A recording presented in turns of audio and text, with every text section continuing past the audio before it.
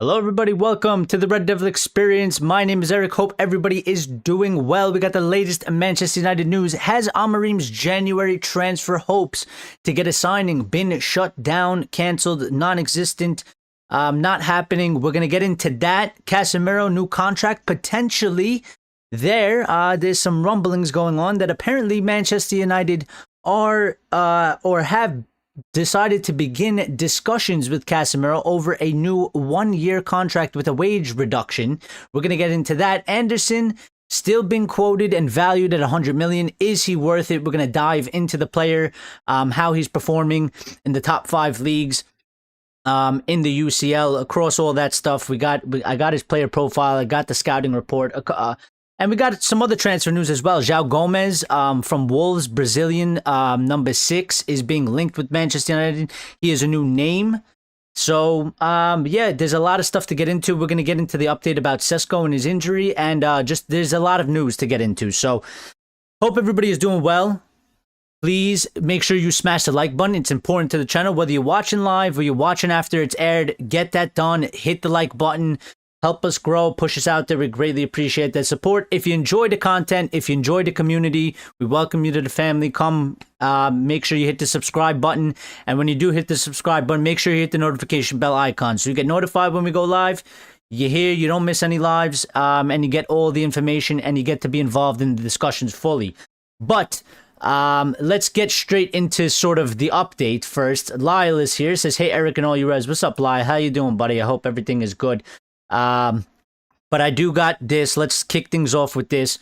So this is the update that we got earlier into today. Now there is an update. There is a little bit of a caveat that has gone back into this, and we're going to get to that. But this is the update that's kicked things off. It said Manchester United are not expected to bring any incomings in the January transfer window as things stand, despite losing players to AFCON. The club could move in January if a player becomes available, such as a target they are aiming for in a future window. However, they are not expected to make a reactive signing based on 3 players going to AFCON or the recent injury to Benjamin Sesko. That is the big main update that sort of kicked off the day. Now, we got another update, and I will get to it into a second, but I want to just hit on this because I think this kind of sent the United fan base into sort of a frenzy, a little bit of a panic. Listen, we've talked about this many times on this show, as of recent and as of late. And I have always stated that I do believe and I do support the club's decision thinking, whatever, that, listen, if the targets that we can't get, and we know pretty much, I mean, there's a big list of players. It's, Baleba, Wharton, Elliot Anderson, Stiller, etc., etc. We know the list by now. The list's been going around for a few weeks. If we can't manage to get one of these guys, we should not make a signing that is obviously not, our top targets, which would be considered a panic buy in some sort. It just doesn't fit. It just doesn't fit the plan. It doesn't make sense just to get in a midfielder for the sake of getting in a midfielder, which is what we've done in the past, pre-Ineos, with Ed Woodward or Richard Arnold that was here and those people that were in charge of the football club. We used to make signings for the sake of making signings because we needed to make signings and we didn't have a plan and they would panic. And we've seen what that has led to at our football club. So we can't be doing that. I don't expect Ineos to do it. They've clearly, they have a plan. They've clearly deviated from the past and have made the proper changes to make it feel like United is running more like an actual football club. But the thing is, I will continue to say this, United can't just actually stand still in the transfer window, in the January transfer window. It might be difficult to do a deal. We might not be able to do the deal we want. We might not be able to get any of those players that we feel like we need and must do in January. And we might have to wait to go and get those guys in the summer. Now, the summer is a problem as well, because this year there is a World Cup. So we have to be able to move sort of quickly and fast on this, because the World Cup will cause us problems for a lot of targets. Because if they play in the World Cup and they do particularly well, We all know what that does, and it makes their transfer value rise even further. So United and Ineos and Amorim are specifically in a place right now where they're kind of walking a bit of a tightrope, because January is very difficult to do these deals on this level, especially the targets you're looking to get. It's not like there's necessarily a buyout clause. Negotiations will be tough. Teams are reluctant to let their best players go in the middle of the season, so they're always going to ask for more money. United have to at least try, though. They need to poke and prod and, poke the bear a little bit, I would say, in this sense. They need to test the waters with Baleba. They need to test the waters with Stiller. They need to be pushing to potentially be making a bid, opening up discussions. They need to be active. They need to be looking to make deals. It's one thing, if you can't get the deal done, it just breaks down. It doesn't happen. The clubs can't come into an agreement with each other to get a deal done. It's another thing to sit on your ass and say, oh, well, January is very tough, and we don't like to spend money in January, so we're just going to sit here with our hands over our eyes and pretend like there's no January transfer window, which is what we've done in the past, which is what we can't do anymore. I don't think that we're going to necessarily do that, but, based off of this update, I mean, I think it's very clear. And listen, because we're losing 3 players to AFCON, we shouldn't be going into a panic signing. Now, if Kobe Mainoo gets sent on loan, which there's an update about that, and we'll get that to that as well. If Kobe Mainoo goes on loan, I mean, technically, many people feel like, we needed to sign a midfielder, we should have one. And if you look at sort of the aspect, regardless of your beliefs, if you look at sort of the aspect, Ugarte's not getting a lot of minutes. There's a weird thing. I don't know if he's really favored by Ruben. He might be one that maybe is pushed out the door in the summer and replaced for somebody else. Ruben seems to like Casemiro a lot, and that sort of has come with the update that Ruben wants him to stay for at least another season.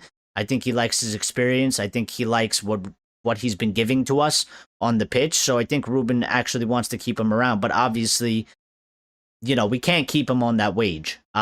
So, if he wants to stay with us, it's kind of like Maguire, for a certain example. Like, if he wants to stay with us, he's going to have to take a massive pay cut. Maybe he's willing to do that. Maybe he's not. I guess we'll find out at some point in time. But, yeah, we just, we can't, maybe Sesko, but there's an update about Sesko and his injury, and they say it doesn't seem to be the worst case scenario, which, worst case scenario would mean we would lose him for months, or worst case scenario, we'd lose him for the rest of the year, not just months. But we still don't know exactly to what level his injury is and exactly how long he's going to be out. So there is a potential play for that. I mean, there's been an update surrounding Xerxes because of that as well. So we're going to get into that as well. But, the January transfer window, it's going to be a tricky one. Now, there is an update that we did get about that. I can't bring it up on the screen. Because I don't have it on the screen, but I will just read it to you guys to tell you what it is as soon as I find where it is. So one of the updates, where did it go? One of the updates was that, and it surrounds like Conor Gallagher, which has always been talked about in the sense of, a loan in January. So this is the update that we got about 2 hours ago, and this is coming from Chris Wheeler and Nathan Schultz 1 on X, saying that a January signing for Manchester United cannot be ruled out, and Conor Gallagher may be an option on loan with a view to a £45 million summer move. And again, this is what I'm saying. So the reason why I think many people took it as, oh, we're not going to make any signings because of the first update and the way it sounds, the way it sounded and the way it's worded. It does sort of lean towards Manchester. When they come and they hit you with from Sky Sports and they say United are not expected to bring in any incomings in the January transfer window as things stand, it's a bit it's a bit extreme, because then when they go on to say the club could move in January if a player becomes available, such as a target they are aiming for in the future window. Yeah, I don't know if Wharton, Baleba, Stiller, Anderson, those are the guys that we want. Those are the players that we've been asking for. Those are the players that, you know, we would want to bring in immediately. And if we can't get them, I don't know where the rest of the people stand, but if we can't get them, I am in the position that we shouldn't then just go for some random name that hasn't been really on this list, that hasn't really been mentioned. It doesn't make sense. We shouldn't be signing players for the sake of signing players. I know we need a midfielder, but they got to fit the system. They got to be a good player. They got to fit Manchester United. They got to fit the profile that we've been scouting for. I think Conor Gallagher is actually a good option in terms of that. We can get him on a loan with the potential maybe to purchase him fully in the following summer. I like that deal. I think Conor Gallagher has some attributes that he can offer to Manchester United in terms of he's very good at pressing defensively and offensively. He has Premier League experience playing with Chelsea in the past. And he can fit very well into Ruben's system with his playing style. So I like that deal very much. I think we should be looking for maybe one or two more if there is anything out there, you know, to do something like that. This is my point that I'm trying to get across. If United failed to bring in somebody in terms of permanently out of the list that we have, I can live with it. You know, obviously, I would love to get one of them in. It would be amazing if we could somehow manage to do that, because I don't think it's very likely. And if they were able to pull it off, it'd be very exciting. But the very least, and maybe people will say this is sort of a low standard, and you know, for Manchester United, we need to demand more, and we should expect better. But for the very least, United have to be active, and in terms of active, trying to make shit happen, and you know, trying to move quickly and trying to make things happen, and you know, maybe even going outside of the box a little bit and looking at some other deals.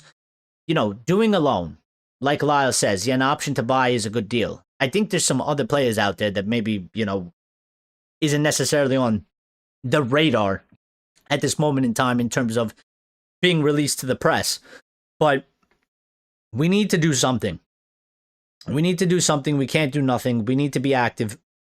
And we do need to get a deal in, one way or the other. So if it's not a permanent deal, it's got to be a loan deal like Conor Gallagher, loaning them in. Lyle says January is a very difficult window to do business. Clubs won't want to derail their squad, especially in the Premier League, and that is the biggest and hardest problem. And that's why I'm trying to navigate this situation. That's probably not the right word, but I'm trying to show the path of that. I know many people get angry that United don't necessarily do deals, and you know, when you look at the rest of the Premier League, typically Chelsea does do deals, and Arsenal have done deals, Liverpool have done deals, and you know, if they could do deals, why can't we do deals? And I think it's a valid argument, but again, our situation is different to their situation, and that's not an excuse for not doing anything. We should be doing something and trying to get something done. But again, I still hold true to the fact that if you take into account how difficult January actually is, that's not some PR shit. It is very difficult to do, you know, business. Unless a player, you know, decides that he doesn't want to stay here, he starts making moves of sort of dissenting and going against the club that he's currently at and causing issues and causing problems and making it vocally known that he wants out, or, you know, a relationship between the club and player has fully deteriorated by the time we hit January. It is very hard to go and get a player out of a club, especially if you're in the Premier League. Like if you are a Brighton, if you are Nottingham Forest, these are, you know, if it's not your best player, it's one of your best players. To give up your best player or one of your best players in the middle of the season in January and give it to another Premier League club, you are obviously always going to demand a premium. And for United, paying premiums is really not a good thing for us. Obviously, we want to pay the lowest fee. Now, to jump into that, and Lyle says you have to look at Gallagher type signing, but we should try though, and Elliot Anderson should be first on the list. Well, there you go. There is an update about Elliot Anderson. I mean, he is still being quoted for 100 million. Is he worth 100 million? I've seen some people in the fan base making arguments. Well, if Declan Rice was worth 100 million, or he went for 100 million, and that's what they valued him for, and look how he's turned out for Arsenal. They actually do believe that Elliot Anderson is probably worth 100 million. I don't know about that. I'm not 100% sold on that, but I can see how the fee actually gets up to 100 million again. I think at the very least, at his core value of a player, of like his talent, yeah, and how good he is, I would say, it's 60 million at the minimum. At the minimum, just for specifically his talent. If you take into account, which they always do, whether you agree with it or not, if you take into account him playing in the Premier League, it's a Premier League to Premier League sort of transfer. They're always going to raise that. There's sort of a Premier League premium to pay. I think there's still a bit of a United tax that they try to hit us on as well. And I know that they're far down the table, but considering where they finished last season, and I guess considering the ambitions of the owner at Nottingham Forest, and what they want the team to be, I think they sort of view us as well as like prime competition, like fighting for those places, because they clearly want to finish in a European spot again, even though this season has gone really bad for them. So they're not going to be in favor of giving their best player to us, who they see as competition, on the cheap in the middle of the season. It's just totally never going to happen. So, but I do agree, again, like with Lyle, United should try at least. But there is nothing wrong with the club trying to put in a transfer bid. I mean, Jason Wilcox spoke a couple weeks ago talking about how they work on transfers year round, and they're working on them now. They've been working on them even since the window has closed. There has been a plan for, what happens when we get to January, what happens when we get to the end of the season. They're working on these things year round. So if they're working on them year round, it shouldn't be that hard or that big of a task to know sort of a lot of the details of, if this transfer was to become possible, what do we need to do in terms of sorting out the details to make it a thing. And if that's the case, then they can, like I said, poke the bear, test the waters a little bit by, if they have all the minor detail, or if they have the major details sorted out, you can go test, Nottingham Forest bottle a bit by throwing in a bid for 60 million or something. They'll probably reject it, and you could probably go in again, and you could probably do that for 3 or 4 numerous amounts of players. Because I don't have a problem. I mean, I think maybe the club might, because maybe they don't like the optic. They want to show strength to the outside, to the outsiders of the outside world. But I don't necessarily have a problem if United just go and bombard a few clubs for a few players with a bunch of transfer bids. And if they get rejected, they get rejected. Because at least for me as a fan, I know that my club was out there trying to make a deal happen. They were active. They were trying to make things happen. And if it doesn't happen, I can respect it, because it's not coming from us. It's coming from the other side. There's 2 parties involved. And sometimes there's just nothing you could really do. We can't force them into making a signing. We can try and entice them. We can try and convince them. But if they hold their mental and they hold their bottle and they reject everything, there's nothing we could do. At least we tried, which I will be encouraged by that, because I'm so used to, and I think we're so used to, United doing absolutely nothing. Or if they do something, it's so underwhelming. It's so nowhere near the mark. I mean, I still have nightmares, and I'm still haunted by the fact of like bringing in a Gallo or getting Wout Weghorst, when those players we all knew. And United fans, I think actually, a lot of us, we did probably a good job in trying to support those players publicly. But I think if you got any of us in a room and not on social media because we were trying to help them out, I think everybody would have told you that we knew that they were all shit and they were nowhere good enough, and that it was a disgrace that that's what the level our club sunk to try and help out our manager and our team during that season. So right now, what we got going on, it looks quite good. It looks, the list looks quite quality, so I'm encouraged by it. And just to jump into this real quick, this is from Pletigol, saying that Manchester United remain keen on Elliot Anderson and have registered concrete interest. Nottingham Forest are informed. They are asking for around 100 to 120 million pounds. I don't know if I'm sold on this 100 and 120 million pounds. I think it is quite a lot. I do get it because I listen, it's not to say that he's not a good player. I think he's a really good player. I think he fits the system quite well. And he has Premier League experience, and I'm all for that because I think we're seeing how Cunha and Mbeumo have gone for us.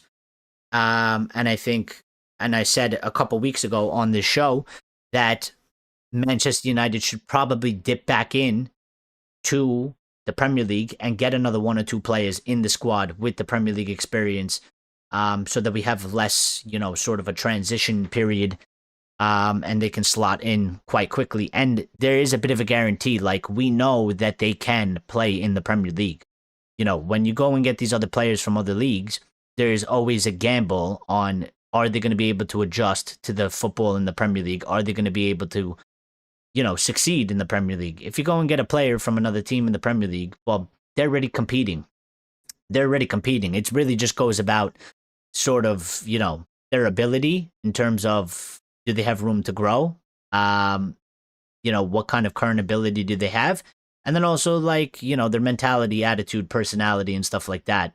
But there's a less of a gamble in that terms of situation because we know that they can compete. So, Forest, they're trying to scare off clubs. 60 to 70 gets the deal done in the summer. Well, the thing about the summer, Lyle, is, again, and I've seen somebody bring this up, and I think it is a very good point. We don't have a lot of time for the summer for a lot of targets, because what United need to avoid and what United need to do is United need to avoid players that are going to participate in the World Cup, and going to get them. I mean, it could go one of two ways for us, yeah? And I don't agree with this. It's just the way football is. I don't agree with this. I don't agree with judging players and judging their value based on what they do in internationals in the World Cup. Like, yes, I understand it's the World Cup, but again, league football is totally different. It doesn't translate, in my opinion. Just because somebody performs well for Argentina or for England or for Germany in a World Cup competition or any international competition at that fact, it doesn't mean that they're going to be a good player in whatever specific league you bring them to, on whatever specific team you bring them to. So, but football seems to be kind of strange in that way, in that, let's just say, for example, Elliot Anderson goes to the World Cup with the England team and has one of the best showings in the English team, and England does well. His price is going to go from 100 million or 60, 70, like Lyle said, to actually 100 and 120 million or higher.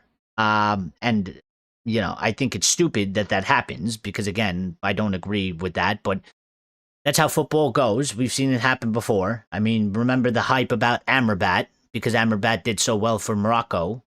And then we saw Amrabat in the Premier League, and we saw where Amrabat went after the Premier League. And, not to say he was necessarily a terrible player, but he wasn't world class. He played world class in he had a really, really good performance international wise in the tournament. But that level of performance did not translate to United. It didn't translate to the Premier League necessarily. So, we have to be... It's going to be a tough one this year. It's not going to be like the summer we just went through. There is going to be a World Cup. It is going to have an impact. It's going to make some transfers harder to do. Some players aren't going to move until the competition is over. And then that could sort of go both ways for us. I mean, if a player doesn't have necessarily a good World Cup, that could be used to our advantage to make an argument. And hey, you know, if you were going to tell us he had a really good World Cup, so now he cost an extra 40 million, well, we should use the argument backwards on you in reverse and say, well, he had a shit performance in the World Cup. We would still like him because we like the player, but we're not going to pay, for example, 100 million, 60 million. You know, so Lyle said, damn, forgot about the World Cup, and Anderson is definitely going. January might see United get a deal done. So is all our it's all our targets. A lot of our targets, yes. I mean, for the main ones right now for the midfield, pretty much all of them, I think, if I'm not wrong. If not all of them, pretty much all of them are going to probably be involved in the World Cup. So United don't have a lot of time to waste in terms of when the season ends. You know, if we can't get one of these guys in January, when the season ends, we only have a short amount of time to try and get that done. I think that's going to be very difficult as well. It's almost like a second January. The only difference is that, you know, the club teams that they play for aren't in there. But to try and maybe get the best price possible and maybe not get screwed over by the World Cup hype, which always seems to hit a lot of teams and a lot of clubs, we have that small window from when the season ends, when the club season ends, to the beginning of the World Cup. If you don't get it done then, it's going to be very difficult to do a deal for a player that's participating in the World Cup. You're probably going to have to wait, depending on how his team does. I mean, you know, if England go to the semifinals, the finals, or whatever it is, and you're trying to get Elliot Anderson, you might have to wait till, you know, late July or something like that. I don't know when the competition necessarily ends. So, World Cup sees about 2 months lost in the transfer market. Exactly. Like you basically lose about a month and a half or something like that. So yeah, it's not the greatest situation for United, but I do have a player profile on Elliot Anderson. I'm sure this has been done a lot, but since we're going to be talking about him, I thought I might as well bring it back up. Then we're going to get into Casemiro's contract update, and we're going to get into some loose news. I do want to do a player profile on João Gomez, because João Gomez, if you don't know him, he is a Brazilian sort of CDM, number 6, plays at Wolves. Now, I'm going to be honest, I haven't watched a lot of Wolves. I do watch other Premier League teams and Premier League football. But I haven't watched Wolves a lot because they're shit. And you know, I'm not gonna watch the games really unless it happens to be on and I happen to be home watching it. And it's there. But I'd obviously rather watch some of the other games that are better games, better matches to watch. So on Elliot Anderson though, I have like literally a full scouting report here. And this is him being versus other midfielders so the player is compared to positional peers in the men's Big 5 leagues, the UCL, the UEL, over the last 365 days, based on 3,358 minutes played, and it's powered by Opta. So, in general, you know, percentile wise, he ranks very high, 84th percentile, which is very high. In shot creating actions, he's doing 3.32 per 90. So that's very high, and those are very good. Passes attempted, he ranks in 71 percentile. That's not that bad. You know, it's not elite, but it's decently good. Pass completion is not high. He ranks in the 27th percentile. He's completing 80% per 90. Now I think for people around his peers, I think that seems to be quite low. People will say, well, 80%, you know, out of 100. But if you're a midfielder, I think the elite ones, the top ones, are doing higher. But that's just a standard thing. Now tackles is where there's a couple other stats. So successful take-ons in terms of number of defenders taken on successfully by dribbling past them. Unsuccessful take-ons, including attempts, where the dribbler retained possession but was unable to get past the defender. So successful take-ons, he ranks in the 93 percentile in that. So he is very, very... He's almost like close to basically top 5% in the top 5 leagues in take-ons. He's doing 1.2 per 90, which is very good. Touches in the attacking penalty area. He's in the 84th percentile, averaging 2.2 or 2.3 per 90, which is good. And progressive passes received, which is completed passes that move the ball towards the opponent's goal line at least 10 yards from the furthest point in the last 6 passes, or any completed pass into the penalty area, excludes passes from the defending 40% of the pitch. He's in this 72 percentile with 2.5 per 90 of that. Tackles, he's doing about 3 tackles per 90, which makes him in the 90th percentile rank, which is very high, we need somebody like that, so 100%. And he ranks very high in that. Interceptions, he's not really an interceptor per se. He's not too bad. It's not the worst. But it's 52 percentile. He's averaging 1 interception per 90. So that's not really, his thing is not really cut passing lanes. His game is more of tackling players, dispossessing people on the ball, actually going in on a challenge and taking that. But blocks, he does decently well. 72 percentile, 1.37 blocks per 90. He has 2 clearances per 90 is his average, 74 percentile, and aerials 1, which is what we also need for our team. He's averaging 1.6 per 90.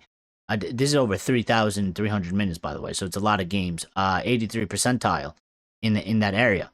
I'll kind of just skip and hit on what he is actually really good on, where he ranks the highest. So, that's not important. Shooting wise, listen, he's not really a shooter. When you compare him to other midfielders, his peers across the top 5 leagues, he doesn't excel in that area. He doesn't excel a lot in that area. Now, when you get to passing, it's decently good. It's decently good. It's pretty good. I wouldn't say he's at the world class stage yet. I think if you look at the stats, they all are quite high in the passing range, but they are not elite yet. But I think he could probably get there because he still has a lot of his future and career to grow in. The one where he seems to excel the most in is he does attempt a lot of passes. He ranks 80th percentile for that, averaging, and these are long passes, averaging about 7.2 per 90, and progressive passing distance, which is the total distance in yards that completed passes have traveled towards the opponent's goal. Note, passes away from the opponent's goal are counted as 0 progressive yards. So he does rank in the 78th percentile, and he's averaging 246.58 passing yards per 90. So that is quite high. If you go into pass types, decently well in live balls, which is obviously in play. Dead ball passes, he ranks pretty high in that. Crosses, he's exceptionally high in that, in 86th percentile, averaging 3.3 crosses per game. He takes corner kicks, and which is, we could use that. He does a lot of outswing corner kicks. And how did they? That's just corner kicks. That's nothing. I thought they were. So shooting, so goal and shot creation, which is one that's going to be important, and defense as well is coming up, and possession. These are probably the most main important ones. I probably should have hit these first. But shooting, creating actions, he's in the top 84 percentile. He's averaging 3.3 per 90. Shooting. Completed live ball passes that lead to a shot attempt, he's in the 70th percentile, averaging 2 per 90 on that. And shooting successful take-ons that lead to a shot attempt, it's at a 0.16, but compared to other midfielders, he's in the 88th percentile for that. So he's very high in that. So actually, he's pretty much leading that. Around the top 5 leagues, the UCL and the UEL. Now, fouls drawn that lead to a shot attempt, which is basically him getting fouled, which then leads to a shot after the foul. was drawn. He's in the 87th percentile for that. And defensive actions that lead to a shot attempt, which is him doing some type of defensive action, tackling or something like that. And then the following leads up to a shot attempt. He ranks in the 97th percentile in that area, which is basically almost 1%. He's almost a 1% in that area. He ranks very high in defensive actions that lead to a goal. Again, 90th percentile in that region. And then on the defensive side, tackles, he ranks in the 90th percentile in tackles per 90. He's averaging almost about 3 per 90. Tackles 1, he's averaging 1.6. That makes him in the 90th percentile. Tackles in the defensive third, this is where he is like a super, super elite. He's in the 97th percentile. Again, 1.6 per 90 on that. In the midfield is where he seems to dip. I guess where there's a lot of space or it's more open. He is only in the 56th percentile of that. But in the attacking third, he actually goes back up to in the 70th percentile in tackles. He's very good at dribbling tacklers. He ranks in the 90th percentile for that. Number of unsuccessful challenges plus number of dribblers tackled. He's averaging 3.3 per 90 and ranks in the 98th percentile. He's good at passing blocks, not that good at interceptions.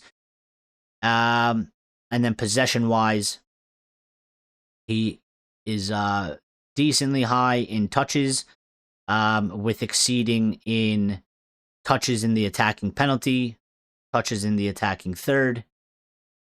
It then goes on to take-ons attempted. He ranks 91 percentile. Successful take-ons, he ranks 93 percentile. So in that aspect, in that area, he does rank quite highly.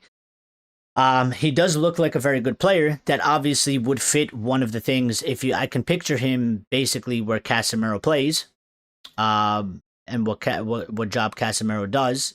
It's pretty much what we need in that sense, and not even Casemiro. If you look at where Bruno plays, we could use that as well in that area because he is quite good in that aspect. So, 100 million. I mean, I do got a poll up, and I've asked which midfielder should United sign, and it's split 3 ways right now between Wharton, Baleba, and Anderson. Nobody has voted for Stiller. But do you guys or anybody that's watching, do you agree that? I mean, Lyle has said that, he believes that, for 60, 70 million, you could probably get Anderson out of Nottingham Forest for around that price. Would anybody be okay, or do we think that United should be paying, or would you be okay if United end up paying 100 million for Adam Wharton? For Anderson, sorry. Because I don't know. I don't really know. I think maybe if Ineos is sort of going to break the thing, I think maybe I would let it slide for one player, but I don't know. I listen, for me, I didn't believe Declan Rice was really 100 million. But after he went to Arsenal and performed how he's performed and growing even further as a player, I mean, I look at that transfer and I say that transfer was absolutely 100% justified, and he definitely was a 100 million pound player. I think he's proven that price tag. And now I'm here sitting saying the same thing about Anderson. I feel unsure about it. It's probably because of my PTSD from United doing deals like that and having it absolutely turned to shit, and paying 100 million and then looking at the player and say this guy's he's no better than 40 million at most. So I have a bit of PTSD about that, but I will say I think I would like Ineos to stick to the structure because I think it's a very good structure in terms of n- sticking to around the 60, 70 million mark, not really going over that, unless the guy is proven. And I wouldn't say that I wouldn't say Anderson is proven.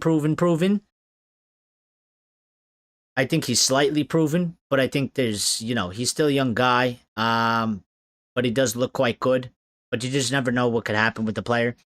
Um, but I think if they're gonna go ahead and sort of break it, I would maybe allow it to slide on one player. Um, you know.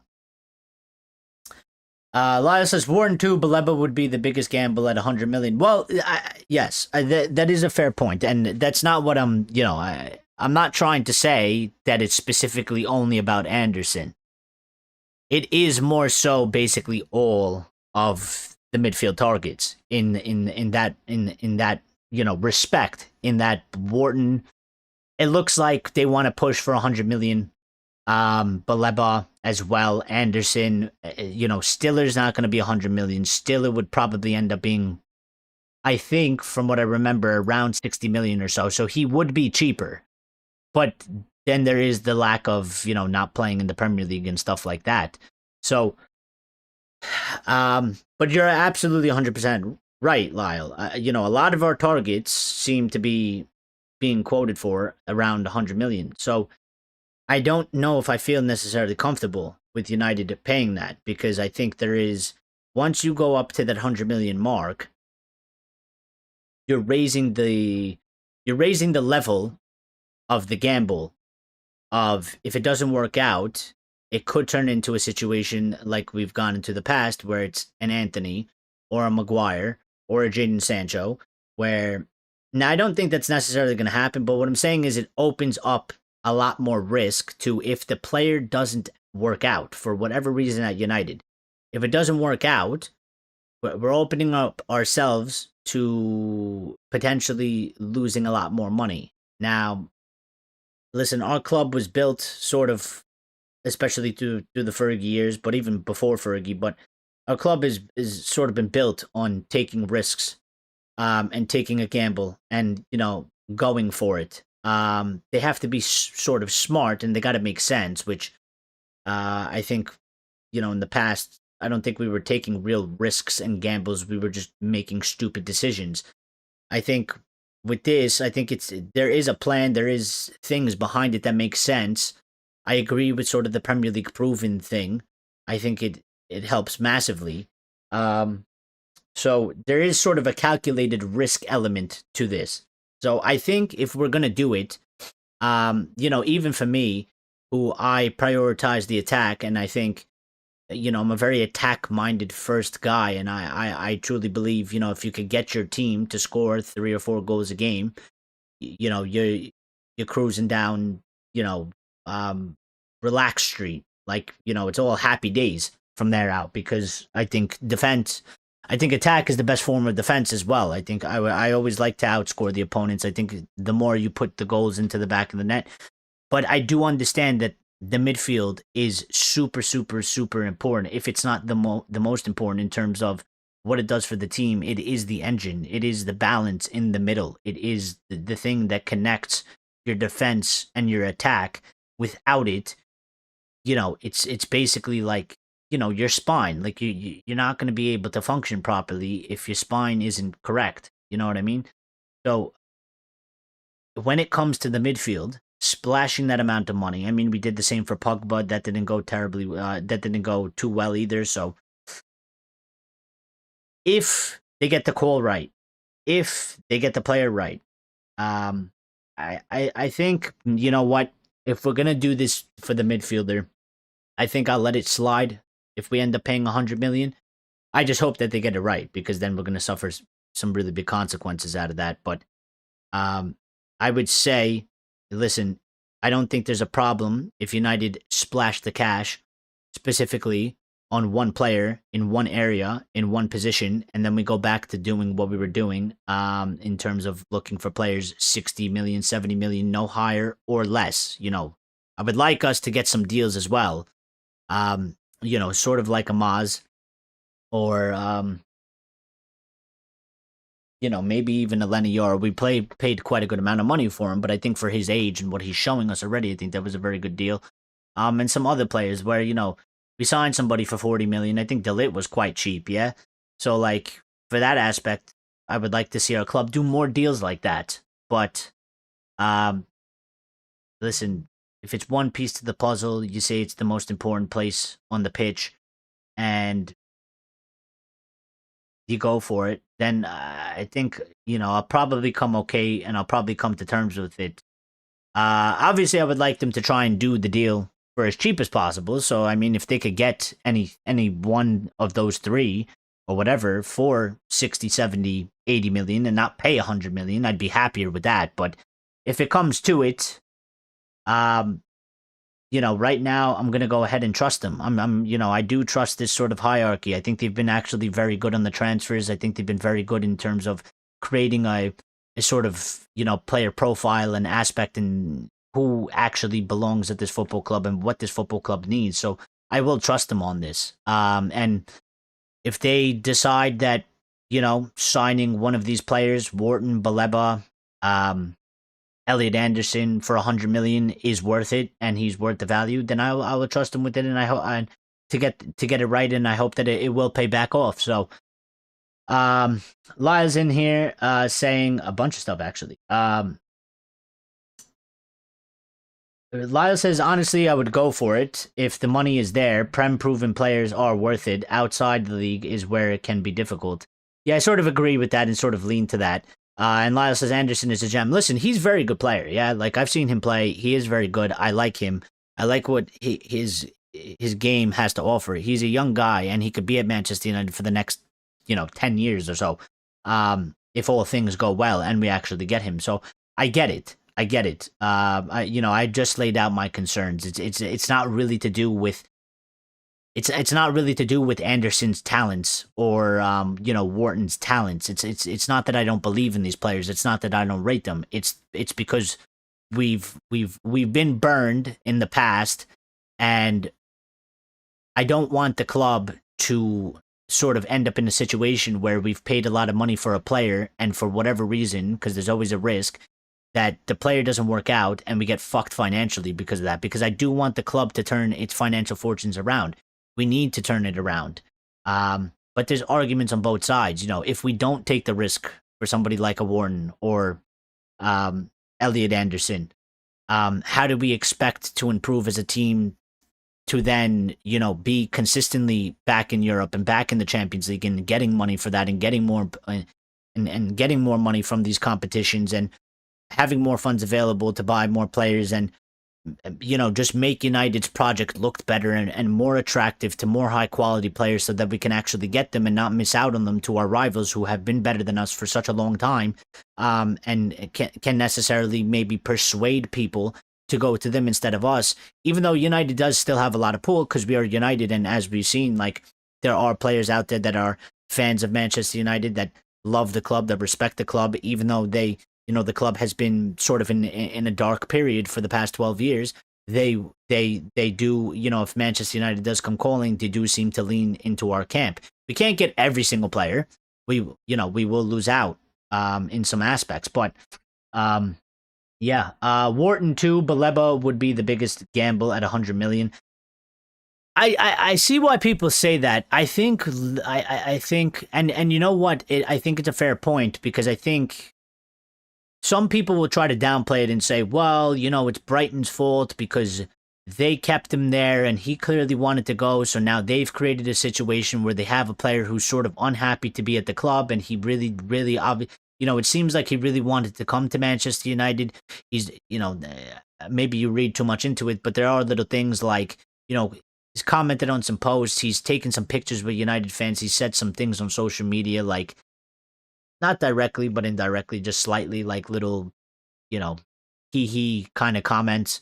But I think it does play into sort of I think the one factor it plays into is sort of his mentality or his attitude or his aptitude. Because, yeah, you didn't get the move. Yeah, you might be, slightly upset with the club, or maybe you're a bit disillusioned, or maybe your heart isn't fully in it anymore. But I think that aspect you have to sort of take into account when you're looking to sign a player and say, well, listen, he didn't kind of get his way. Is that a problem with his mentality or attitude? Because now, not to say he's necessarily down tools, he's not downing tools. I just think that his head has gone somewhere else. He's not performing as good, and he's probably not putting 100% effort in terms of like, because he's sort of given up on the situation in terms of like, he doesn't really want to be there. And you know how people are and human beings are. When people don't really want to do something, or people don't really want to be at the place they are, they don't go in with 100%, excitement or something like that. And clearly his performances have dipped ever since that, the United link has come out and he wasn't allowed to come to us. So it is a question of, is there an issue with that in terms of, if you look at that aspect of him, of Baleba specifically, and you say you got to bring him to Manchester United, well, what if he's not getting picked? What if he needs to fight for his position? What if, the pressure of Manchester United, or, fans aren't necessarily backing him, fans are criticizing him quite heavily because maybe he's not putting in the performances that we expect him to. How is he going to handle that sort of thing? So I think you do got to take into account that, look, he was chilling at Brighton, having a good time. Everything was all rosy-dozy, and he was living his best life. And, he was very comfortable there. And then, his head was turned a bit, and he wasn't allowed to go, or the move didn't materialize, and now his performance has dipped. I do think that is something that, is a job for Wilcox and the others to sort of look into, take into account, judge, and make a call on that. So, Lyle says, what we also need to consider is that if United spends 100 million on a player, it will be scrutinized to hell and back, no matter if the player is successful or not. Well, no, I think 100% it's going to be talked about for sure. And if we do that, I think the player, if we end up doing that, the player has to be the one that has the strongest mentality and the strongest, and best attitude, because they're going to be able, they have to be able to sort of, I think it's unfair, but they're going to have to shoulder that responsibility. They're going to have to shoulder the brunt of that sort of responsibility. So, it is a thing that's not for everybody. I think it's unfair because, again, these players don't buy themselves, and I don't think lots of players out there are worth 100 million or more or whatever. And unfortunately, I think a lot of the fees are because of, the clubs and what they demand. And so, if you get Elliot Anderson, again, can he become worth 100 million? I think he has potential to do so. But if you ask me right now, I tell you he's not. He does not perform on the pitch as 100 million. I think there's very few players out there in the world that actually put in a performance week in, week out that justify 100 million. It's not their fault at the end of the day, though. They're not the ones that are putting themselves up for sale at 100 million. They're not the ones negotiating between the two clubs in terms of, they're not saying, I'm worth 100 million, pay 100 million, or I'm not coming to your club. The argument would then go on the wages, because that's what they get paid and that's what they believe they are worth per week, which is fine. But in terms of, the players, and you guys know me, I put a lot of onus on the players. Yeah, when they're on the pitch, I demand them. I put a lot of blame on them. I have a lot of expectations. I think they are responsible for a lot of things that comes from me being as a player, playing, not at a professional level, but just playing the sport for a large majority of my life. I never, listen, maybe there was coaches I thought they were stupid, or I didn't agree with them picking players over other players, or maybe even the setup or something like that. But as a player, I always held the responsibility that when I am on the field, it is my responsibility. The manager or the coach has very little to do with what's fucking going on.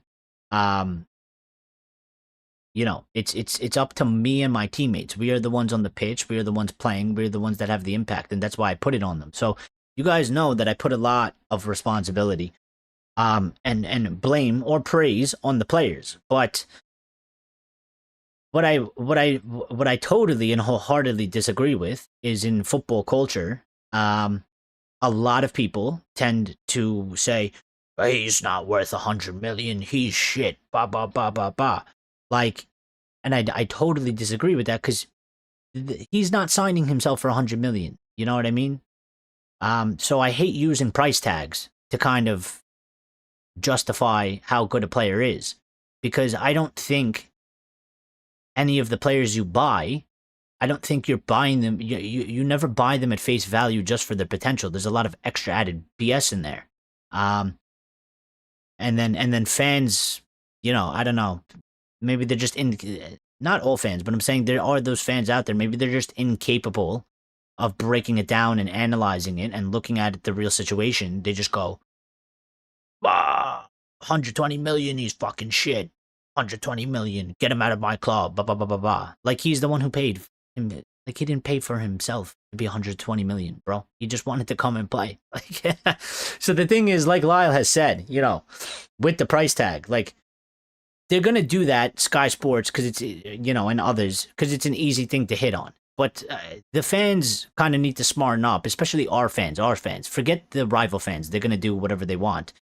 Our fans need to realize that we could pay 100 million for him, but he's actually worth 60 million, and he might give us only 60 million worth on the field, and we need to protect him and get the 100 million out of our heads and say he's giving us 60 million worth of value. That's what he's actually valued. Forget the 100 million price tag, and back him and support him instead of coming out and saying, well, we signed him for 120 million and, he only gives us performances of a 60 million pound player. You think that's his fault? No. And he shouldn't be expected to really hit the 120 million. It's our football club is making a decision to sign him for that, because maybe they believe he is that,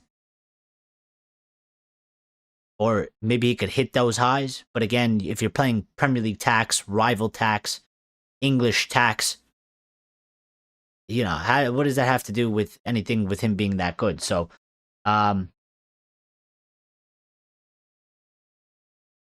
successful at the price tag, but always come out. Oh yeah, I mean, they're gonna do whatever they want. But listen, if he's successful, we could throw it back in their face, Lyle, 100%. They could bring it up. If he's successful, we could flip it around on them and be like, we should have paid 150 million because look how good he is. We could always throw it back in their face.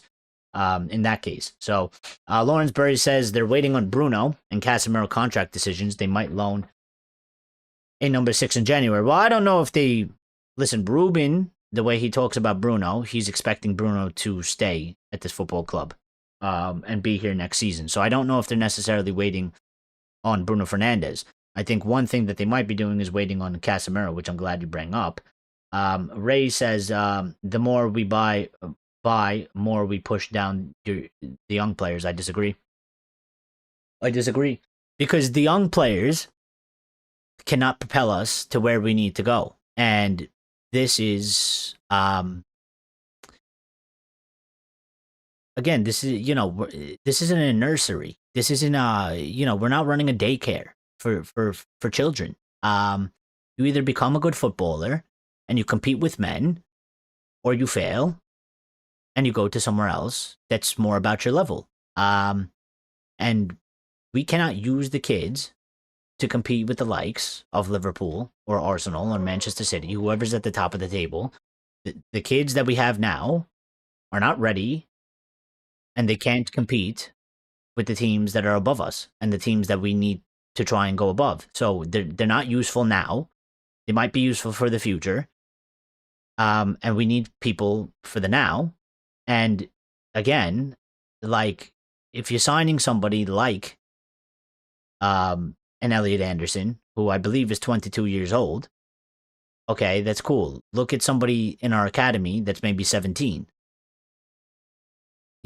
How far off are they from him?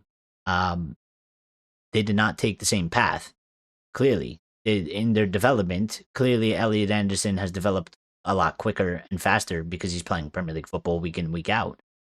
And these kids that we have are not. So, listen, I always love a good youth player, and we need to continue to bring up the youth players, but we don't run a daycare. We can't coddle children. We can't just not sign players for the sake of, because there's some 16, 17-year-old that could potentially be the next best thing, potentially might not be. I mean, we have absolutely no clue. And so now we can't sign anybody because there potentially might be a kid in there that, isn't going to get game time.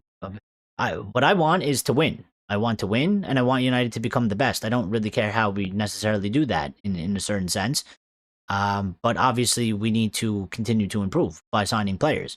And I want high competition in this football club. We must have high competition in all aspects and all facets of this football club at all times. And that includes coming from the youth team and trying to break your way in. It needs to be really difficult for them to get in, because we only really technically need the best ones. And the best ones are the ones that are actually exceptionally better than all the rest, and they will force themselves into the first team like they've always done throughout the history of football and throughout the history of Manchester United. The best ones, doesn't matter how old they are or where they are or what opportunity they really have, they will force themselves through and make themselves a team player. So, but we need to get back into Europe. We need to have more competitions that should provide them more opportunities. We need to become a better, stronger team, should provide them a better environment for the youth to come into, which I believe will give them more opportunities. Because once our first team is sorted out and we are comfortable and we are a strong team, you can then take the opportunity to provide more opportunities to the younger players and take more of a risk and take more of a gamble playing them. You can't really do that right now. Not in today's time. Not in today's time. If you look at the blueprint of every team that has become successful since our downfall, Manchester City didn't start with youth kids. They had absolutely no youth players whatsoever. All they did was sign first-team players. They built their club up. Now, I'm not saying we do that. I'm just saying if you look at it, they didn't go with kids. They started with people that can have an impact immediately. Built the club up, made themselves a power giants, and now they are farming youth players like crazy. Now there are youth players jumping into the first team like crazy because their club is settled. Their club is standard. Their club, Arsenal, is doing the same thing in terms of when Arteta took over. There might have been one, maybe, but he's pushing more through now because they can, because they are leveled. Yeah, there's a consistency in the team. You can afford to do it. It's a good place to do it. Chelsea's a bit weird because they've always farmed youth players and they toss them aside like they're nothing, and they're very expendable over there, so they're quite weird. Liverpool is doing that sort of thing now as well. I mean, you see there's a couple youngsters in there. They're very young. They're being called into the team, but Liverpool has been quite good for the past few years. Who else am I missing? So for us, I think we got to get there. Elias is spot on, Eric. We need to protect our players more. Take Sesko, for example. I've seen so many United fans comparing him to Højlund, which is super unfair at this moment in time. I've seen a lot of people doing that. Again, this is the social media aspect. This is why I don't really like the players on social media. This is why I don't like the players, to really be heavily involved on that thing. I think they should focus as much as they can and try and ignore that shit, because I think it's a lot of noise and I think it's a big distraction, and I don't think it does them. I don't really think it helps them to be so involved online and to see what people are saying. Some of them might get a high and a kick out of being praised if they're doing really well, but I think it's such a big potential to do such great damage to your mentality, that I don't really like it. And yes, I've seen that as well, and I think it's asinine, because I think people need to accept that decisions were made, whether you agree with them or not, and no matter, you know, how right you are, guess what? The decision isn't going to reverse itself. I feel like people try to put a point across to say, look, I was right, they were wrong. Okay, good for you. But how does that change the situation we're in now? Because Rasmus Højlund is never coming back, whether you wanted him to stay or not, whether you thought, he should have been given another chance or not. The situation that we are in right now is that we have a striker named Benjamin Sesko who just got here and needs our support and needs to be backed. And we, as a football club as a whole, fans, players, the club as a whole, we need him to succeed. We need him to do good. What good does it do to say that Sesko is shit and we should have kept Højlund? Other than potentially hurting a struggling Rasmus Højlund. Rasmus Højlund. A struggling Benjamin Sesko. The only thing you're doing is doing a pile-on. It's not helping. Especially now. I mean, the guy just fucking got here. I don't understand what is wrong with some fans. The guy just got here. Give him time. After a year or two, if he ain't doing it, then he ain't doing it. We cut our losses and we move on. But he's been here for what? 2-3 months? What kind of conversation are we having? I don't really get it. I don't really understand it. And actually, just to bring this in, because I talked about it last time. Gary Neville did what Gary Neville did. And Wayne Rooney, and I think I have this somewhere. I might have it. I don't have it. Wayne Rooney actually spoke. And, I respect Wayne Rooney a lot more. And Wayne Rooney, you guys know how I love Beckham. Rooney is like basically on the same level. I love Wayne Rooney. And he's one of my favorite players of all time. And Wayne Rooney actually had something to say on Sesko, and this is what I was sort of talking about last time when I was saying there is no need for Gary Neville to say the things that Gary Neville said when he said it. And if you just compare Rooney's comments on Benjamin Sesko and you compare him to what Gary Neville said, it's two total opposites. And I actually think that Rooney is being fair, but he's not doing Sesko a disservice like Gary Neville did. And this is the quote from Wayne Rooney on Benjamin Sesko. He said, "I think the goalkeeper, which is Lemons, of course, has come in and done well. He's been more direct. He's been more direct into Sesko, but what we are seeing now is he can compete. He does hold the ball up better than Højlund does. We are seeing as the ball is going up to him and Mbeumo, Cunha, Mount making runs in behind, because they know he will compete, he will win flick-ons, and he will do that. So I think he has been better than what people are maybe suggesting, but I still think he needs to just get the ball, get a hold of it, lay it off, and get in the box and hope that the chances are created for him. I think he has been okay and will come good. And I applaud Wayne Rooney for this, because this is the sort of thing that are legends and ex-players who have a voice, who are pundits, or are going to speak to the masses. This is what they should be saying, especially for a player that has just gotten here, especially for a player that needs more opportunities and chances and needs more time. But he's backed him.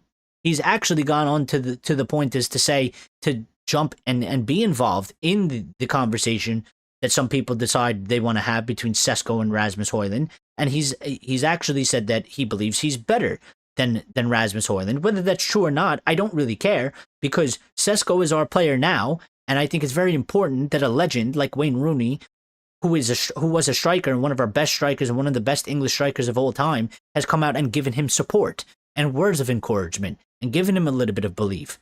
Unlike a lot of our other ex-players and legends of the football club who want to go on Sky Sports and make a headline for themselves or whatever they, I don't know what it is they do. But I actually really do applaud Wayne Rooney, and I'm actually quite thankful he's come out and said this, because he can persuade people, he can persuade fans to lay off and ease off. If they respect Rooney and they love Rooney, he can persuade them in that way. He can challenge their thinking to make them feel like, maybe they're wrong. it can drop down their sort of, maybe if they, they won't be so ruthless towards Sesko and give him more of a chance. And yeah, I just think it's really important that Wayne did that. So Lyle says, first team, you have to transfer players. There is no way all of our academy players are going to play for us. If you get 2 or 3 players come up and it works out, you will be very lucky. And that's the whole thing, That's the whole thing. So I just need to take care of something.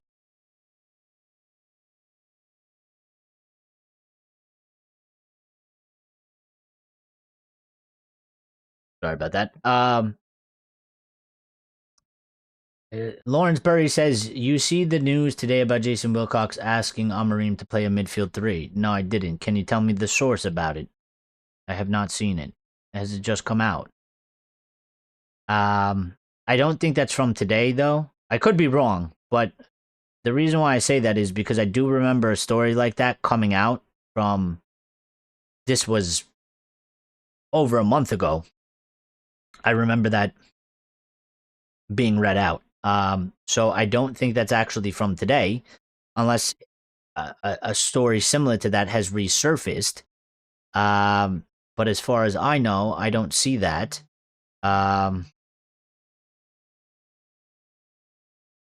I don't see that. So, there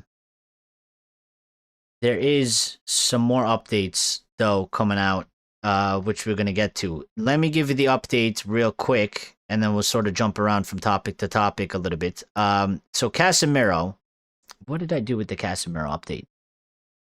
Actually, real quick before we do that, so on Benjamin Sesko, because we didn't talk about it on this channel.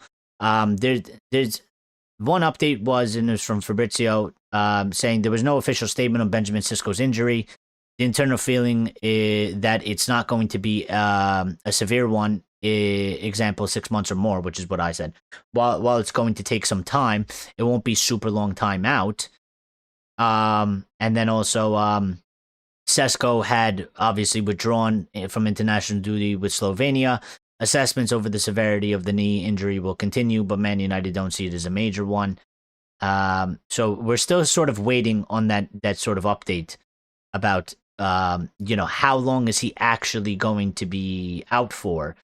I fear it's probably going to be longer than I mean, I hope not, but I feel like I feel like he probably won't be available. I think there's some hope that, we do 2 weeks off. Maybe he'll be back from that time if it's not that serious. I don't think he's going to make it back for the Everton match. They're talking about it's not worst case scenario, which is like 6 months plus. So I think he's probably maybe 4 to 6 weeks, maybe. I mean, I don't know the severity of the injury. I could be totally wrong. But my guess, if I have to take a guess, 4 to 6 weeks. 4 to 6 weeks. I find the injury quite... It's a bit concerning, the way he got injured. I didn't really see him get really hit.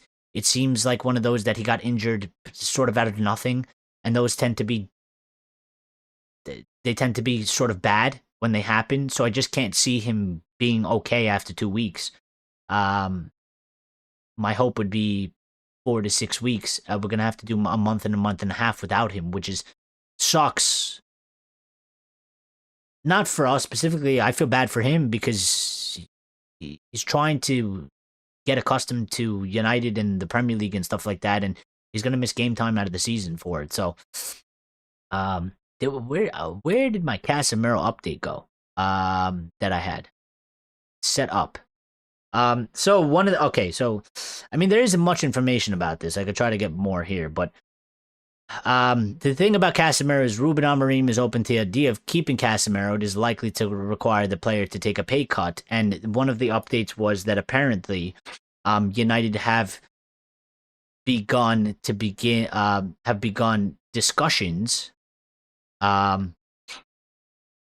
with Casemiro or his people, about potentially staying here for another season. And I think this is probably going to piss off a lot of people because I think a lot of people they like Cass. They like Cass, but they see him as old. There's no way he could stay here. I think his wages has always been one that has been the big problem at this football club in terms of fans wanting him to stay or go. I will say this. He is a little bit, again, like...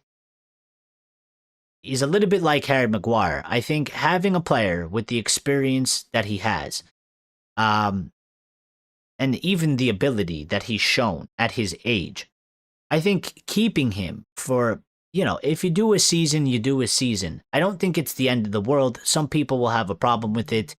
Some people just want to kick out old people. I understand we're not a nursing home, but I think with Kaz playing the way he's playing, I actually think he's playing quite well. If you give him a 1-year contract, a 1-year extension, let's say, on 150 grand a week, his 300 wage is cut in half. I won't. I'm not against that. I don't see really any harm. I think as we're continuing to build and develop the squad, there is still a use for the likes of Casemiro and Harry Maguire, who I believe have good attitudes, mentalities, and also they are performing quite well, and they are senior experienced players. And I think we need to find a way to balance the transition of that. But he can't stay here on 300,000 a week. He can't. I would even go so far as he can't stay here on 200,000 a week because I don't expect him to be a starter anyway. So we can't have a starter here on 200 plus grand a week. A non-starter here. I don't expect him. If he does stay, I don't expect him to be a starter next season. I expect him to become more of a squad player, which I don't have a problem with. And it's not like we're giving him a fucking 3-year contract, which some people are going to react like I'm saying give him a 5-year deal. Nobody's saying that. If they can find a way to do it, and it's on good terms, in terms of like 1-year deal, 150,000 a week, maybe something like that, because you're talking about that's literally probably more than half, because right now he's on 200 and something, but when we get into Europe, he would technically, if he was still in contract, he would get more money, up to the 350k. So, but really it's up to him. And listen, if he agrees to a pay cut like that to stay here for another year, I respect that, because he could probably, if he goes on a free, he could probably end up at Saudi or something, and he could probably get paid a decently good amount of money, and he doesn't have to stay at United. So to take a pay cut for like about a year just to stay at United, to play at United because he wants to play with United, and he believes in the, sort of the game. He believes in the club and the momentum of the club. I'm okay with it. Lauren says United stand had it this afternoon. Well, okay, let me take a look.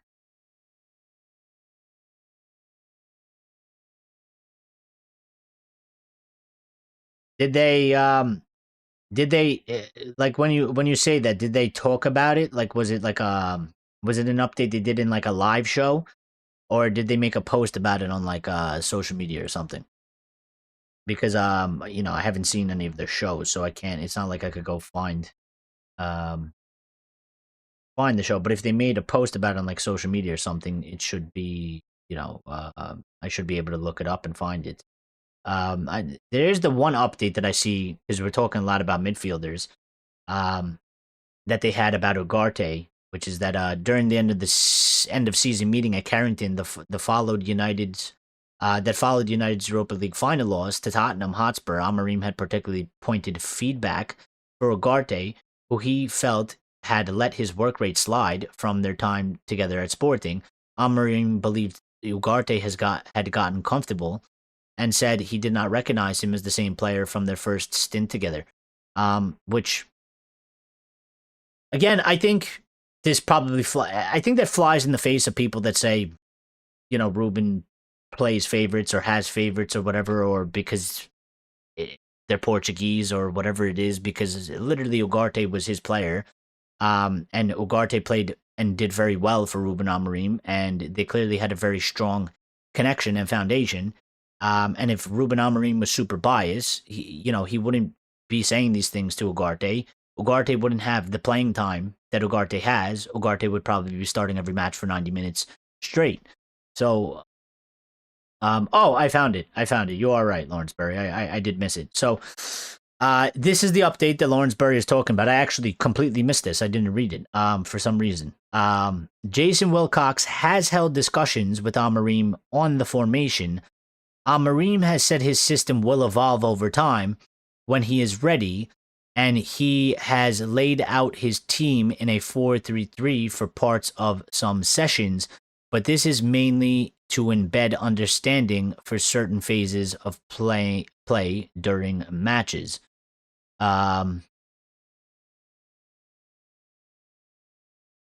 So I mean, from what I take of this, I mean, I don't think it's Jason Wilcox is telling Amorim to play a 4-3-3. I think they're working on the game model together, like they've always been doing since Ruben has walked in this door. These, in my opinion, are normal discussions that they should be having because he is the manager and Jason Wilcox is the head of the director of football. And we need to have a game model that works for Manchester United. And they go on to say that, I mean, it goes in to say that Amorim has said his system will evolve. So they're not saying Jason Wilcox is forcing this on Amorim. This is coming from Amorim himself. This is part of Amorim's plan. This is part of Amorim's idea that the system will evolve. They have a plan for it. They're discussing the details of this. And that, I guess, when Amorim is ready, or when he feels like the team is ready, that this sort of thing will be implemented. And actually, I think you will see this in the manner of, we will line up in a 3-5-2 or a 3-4-2-1, whatever you want to call it. But we will line up in the regular normal formation. I don't know. This is my guess on it. I don't think we'll actually see him line up in a 4-3-3 like to start the match. I don't think we will see a 4-3-3. I don't think we can do a 4-3-3 right now because we don't necessarily have the coverage for it to do that on a consistent basis. So you could probably do it, you know, in a match or two. We are playing once a week, but to go and play consistently with the 4-3-3, with the amount of players we have, I mean, if you have Bruno, Casemiro, if we lose one of them, we then have no substitutes in terms of for those positions. So if we need to make a change, if somebody's not having a good game, or something like that, I mean, we're out of options in that department. So we can't really do necessarily a 4-3-3 in a certain aspect. Although maybe you could try and shift some things around, but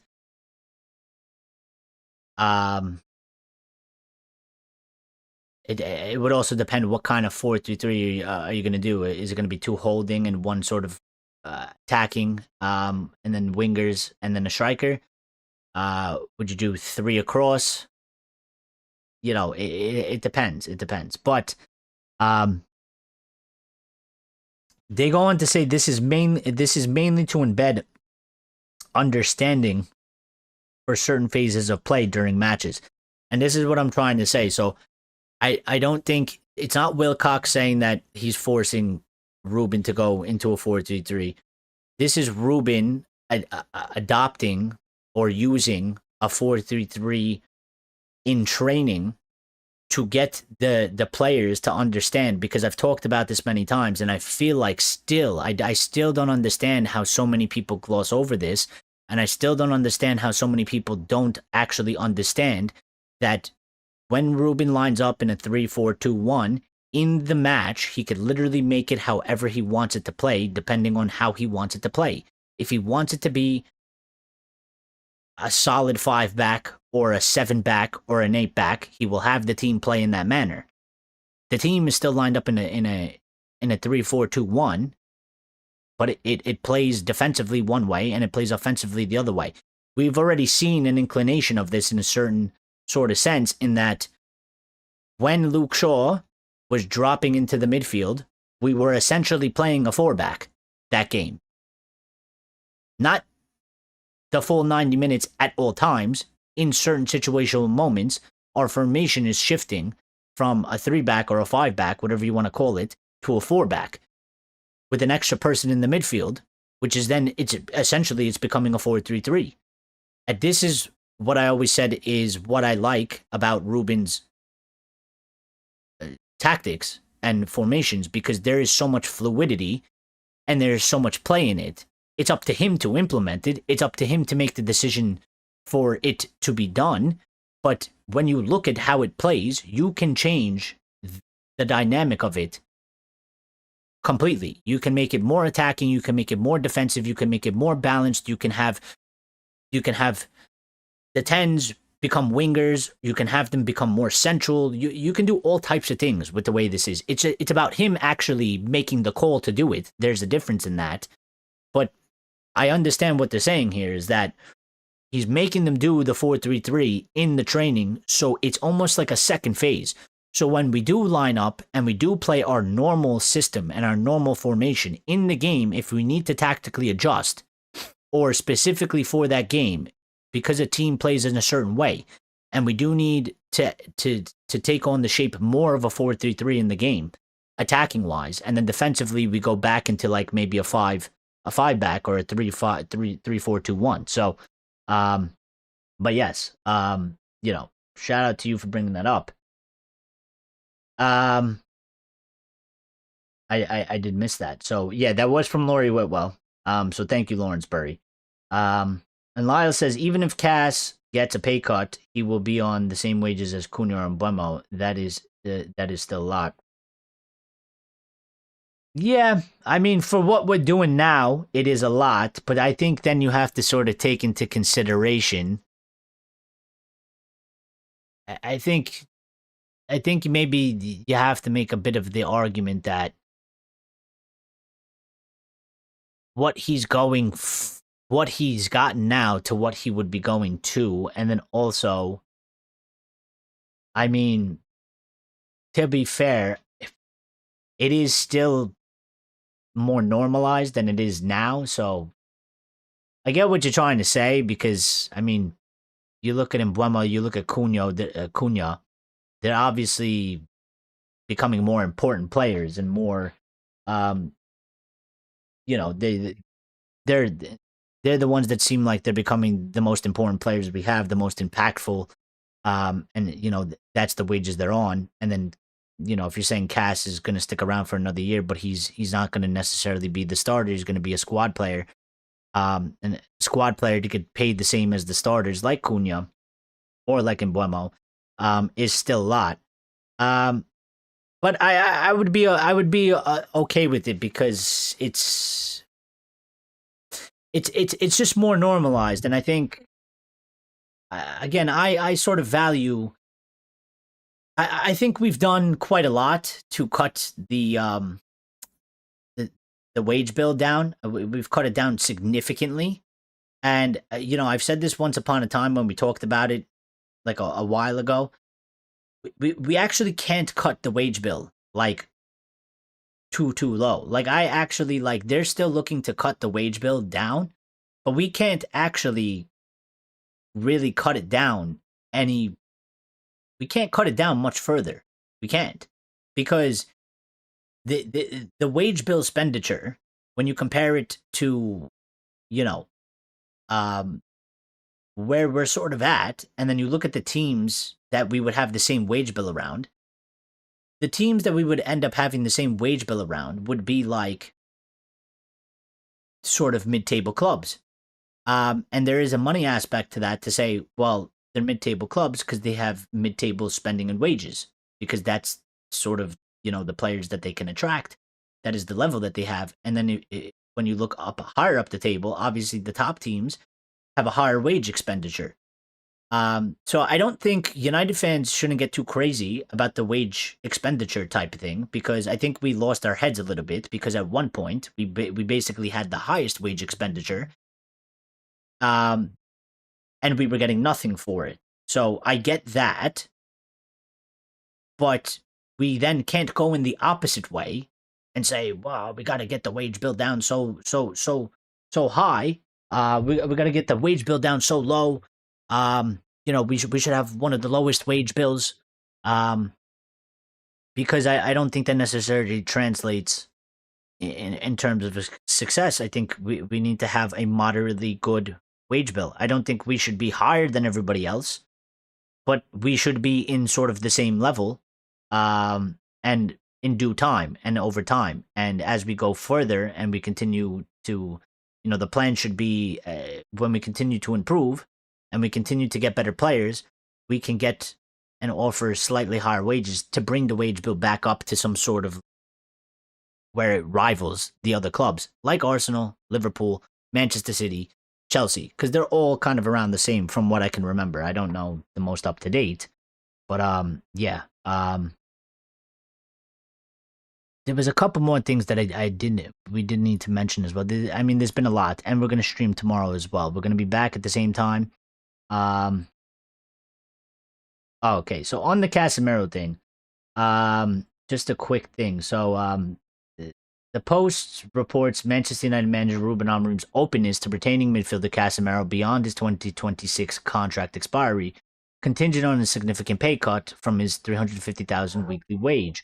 Now, I will say this: there's a bit of a discrepancy there because being in Europe, he gets 350,000 pounds a week.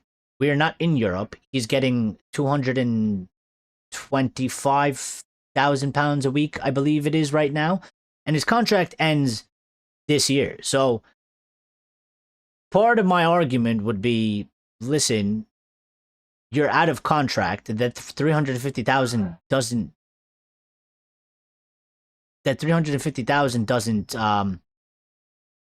it doesn't matter anymore. It doesn't exist. So I would actually probably drive a really hard bargain with Casemiro. And I would probably lowball him. I would, because I would tell him, well, the contract is expired, or the contract's going to be expired if you don't agree to this. So Ruben wants you to stay. We don't necessarily have a problem with you staying, but you need to accept the contract for 100,000. If you don't accept the contract for 100,000, you're not going to get any more. And, there's no chance of you, the 350 shouldn't be taken into account anymore because it doesn't count anymore. It's gone. There's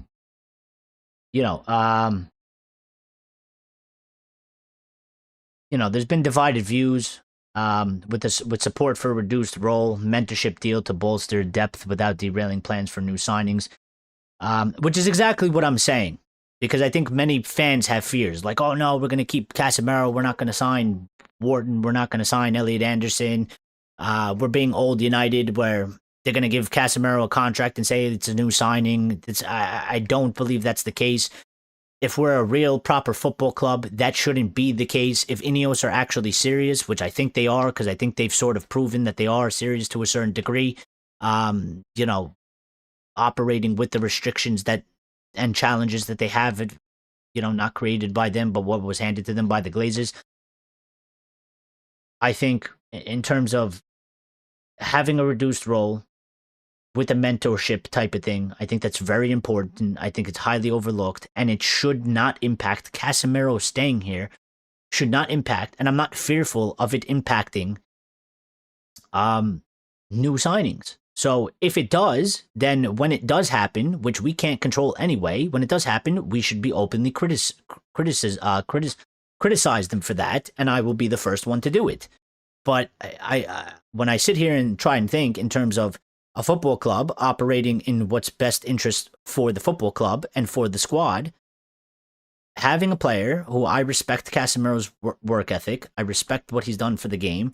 He's a talented player. It sucks that he's about to be 34 and he's losing his legs, but I still think he's good enough to provide as a squad player, in a reduced role. I think having that sort of the length of his career, his mentality, his attitude, being to kind of guide some of these younger players. I mean, he's done it at Madrid. He's been at Manchester United. These are two top-tier clubs. The way to handle yourself as a player, the way to handle the pressures, he knows that better than anybody. All the things that he's won, playing in the big games, in the big competitions, getting over the line. you can't necessarily buy that. You can't necessarily you can't like, and when I say you can't buy that, you can't take like a Kobe Manu, for example, who hasn't experienced that, who hasn't experienced any of that stuff. You can't just like download it from the internet and put it into his brain for him to have those experiences and understanding. He can be taught lessons by Casemiro. And I make the same argument for Harry Maguire. But it has to make sense for the football club. It has to make sense for the football club. Like, he can't be on 200,000 a week sitting on the bench playing a reduced role. It doesn't make sense. Now, but I would actually drive quite a hard bargain and tell him, listen, 100,000, we'll keep you here. You know, if you want to stay at United, here's your offer. Otherwise, you got nothing. It's 100,000 or nothing. Maybe we work on it, maybe 125K. 1 year. It's not going to kill us. It's not going to hurt us. We've reduced the wage bill a lot. And, we have other more important things like Rashford getting permanent deal and Rasmus Højlund getting a permanent deal. And, that's going to bring us money and stuff like that. So, yeah, I don't think it's as big as a deal as people might try to make it. Now, one of the things, since we're talking about the midfield, that we didn't talk about that we need to bring in. He is a new name. He's a new name to the list. Some of you might be familiar with because he plays on Wolves. His name is João Gomes. He is not Portuguese. He is Brazilian, although it is kind of similar. But don't tell the Portuguese or the Brazilians that, because they will literally kill you if you say that. Yeah, João Gomes. Now, again, I haven't really noticed this guy. Yeah. I haven't really been paying attention to him. I haven't watched a lot of Wolves. They were shit last year. They're shit again this year. So if I happen to see them play, it's because either we're playing against them or because I'm bored and it's the only match being televised at the time. So he is a midfielder. He is a center midfielder / defensive midfielder. He's right-footed. He's 5 foot 9.5 or 176 centimeters. They even got his weight here, which is crazy, but he's 73 kilograms, which is 163 pounds. He's 24 years old, and he's 24 and 272 days old, so he'll be turning 25 soon, February 12th to be exact. Brazilian. He's on a weekly wage of what is estimated to be 105,000 pounds a week.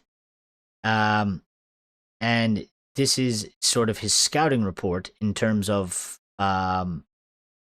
again, player compared to positional peers in men's Big Five leagues, UCL, UEL, over the last 365 days based on 282 minutes played. So he hasn't played as much minutes as Elliot Anderson, but he's played a very good amount. So I'm not going to go into too much depth in terms of telling you like the percentile percentage, but I will just tell you as a sort of a gloss over where he really tends to exceed or where he is decently good at. So passes, in terms of short passing, he's good at that. Medium passing, not good. Long passing, not good. Passes into the penalty area, he does good, and crosses into the penalty area, he does good. Defensively, this is where he is an absolute monster compared to his peers across the top 5 leagues. Tackles, which is just tackles in general, tackles 1, tackles in the defensive third, tackles in the mid third. All of those, he is basically in the 1%. He is performing better than basically every midfielder out there in the top 5 leagues, the UCL and the UEL over the last 365 days. He is absolutely just a monster in tackles. Like, he's averaging 3.37 per 90, just regular tackles. That's in the 96th percentile. He's winning two tackles per 90. Tackles 1, he's averaging 2 tackles per 90. Puts him in the 97th percentile. Tackles in the defensive third, he's in the 95th percentile, and tackles in the mid third, which is basically in the middle of the park, He's 98th percentile. He is an absolute monster in that case. Dribblers tackled, he's in the 98th percentile. Dribblers challenged, he's in the 99th percentile, which means there's literally basically almost nobody better than him in that category, statistic. Passes blocked, he's at an 81 percentile. Tackles plus interceptions, which is number of players tackled plus number of interceptions, he's in the 90th percentile in that. Now, the one thing that is not a good stat, actually, he has none, which is actually very high. I was going to read this. This is why you have to read stats correctly, yeah? So there is a thing called errors, mistakes leading to an opponent's shot. He is, per 90, he's averaging 0. He's averaging 0 mistakes leading to an opponent's shot, which ranks him in the 90th percentile, top percentile. In possession, touches, he's average. He's decently average or slightly above average. You know, he's not like Ronaldinho or something like that, or Pirlo or some shit. This guy is purely a destroyer, a defensive midfielder. Although I think he's better than Ugarte. If you want a comparison, I think in terms of possession, touches, he's better than Ugarte in that sense. Even at passing wise, he's a little bit similar to Ugarte in terms of like passes completed medium and passes completed long. He's very, very low in those statistics. Like he's only in the 34 percentile, 30 to 40 percentile range. So he's not one that's going to sort of create the attack. He is a guy that will just destroy the opponent in terms of getting the ball back, which is kind of what we need. But yeah.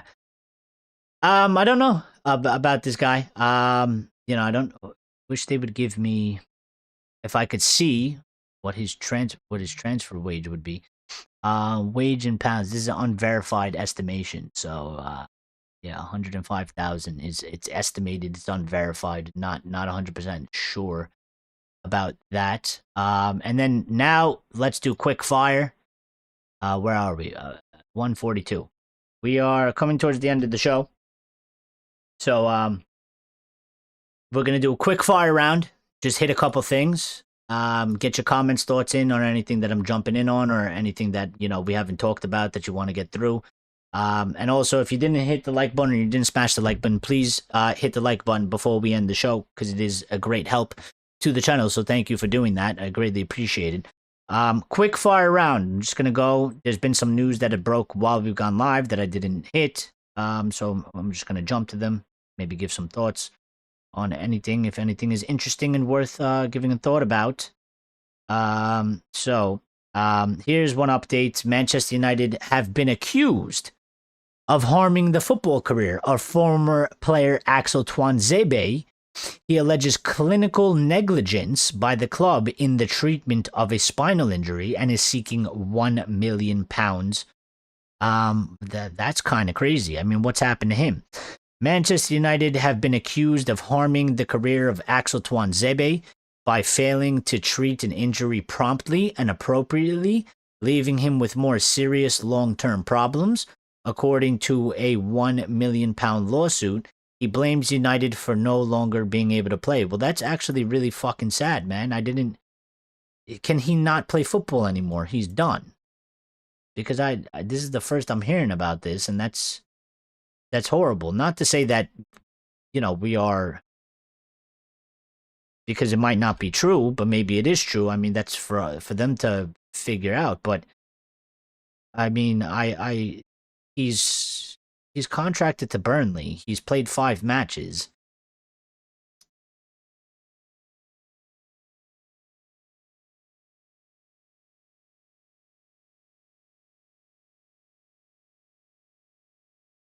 Is he not playing, though? I don't know if anybody else in here has any information on this. This is the first I'm hearing about it, and I don't really know how to take it. I mean, he is on Burnley. He was signed for free. And he has 5 appearances. So out of 11 possible games? Is that because he's gotten injured and he can't play? I mean, I wish somebody would give me... Let me click on one of these articles. Sky News.